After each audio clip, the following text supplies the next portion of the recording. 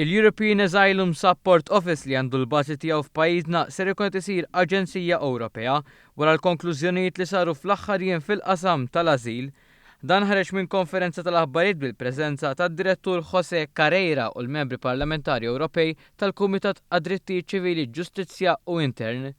Fid-diskors tiegħu id-Direttur tal-EASO sostna li b'regolazzjoni ġdida tal-EASO issa ser ikun hemm il-bżonn li jkun hemm żieda fir-riżorsi umani u finanzjarji tal-istess aġenzija, dan sabiex tkun aktar effettiva l-ħidma fil-membri stati li hemm bżonn bħal Malta, Greċja u l-Italja.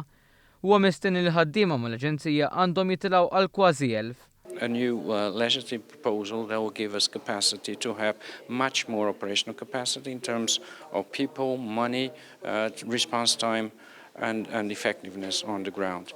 There are also other challenges in terms of other types of work, not directly on the ground, in terms of monitoring the situation in the member states, operating distribution mechanisms, mandatory training, standardization of procedures, and so on. So it's like a revolution inside our own agency. Matul l-2015 kien hemm aktar minn 2 miljun persuna li bdew ifittxu l-ażil, dan ikompli jagħmel l-irwol ta' dan l-uffiċċju aktar relevanti.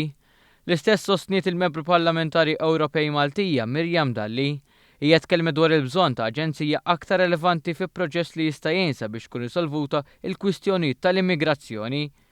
Malta se tkun qed tagħmel pressjoni sabiex mhux biss ikun hemm rilokazzjoni tal-immigranti iżda wkoll jintbagħtu lura jekk dan isir fuq bażi umanitarja. Il-problema tal-immigrazzjoni ikunu hemmhekk. U ewlenin fosthom huwa l-ħtieġa li jinbidel għal kollox ir-regolamentazzjoni ta' Dublin li sallum il-ġurnata du jitfa' l-ikbar pis fuq il-pajjiżi tal-fruntiera u nittamaw li jkollna sistema li verament tqassam ir-responsabilità bejn il-pajjiżi kollha.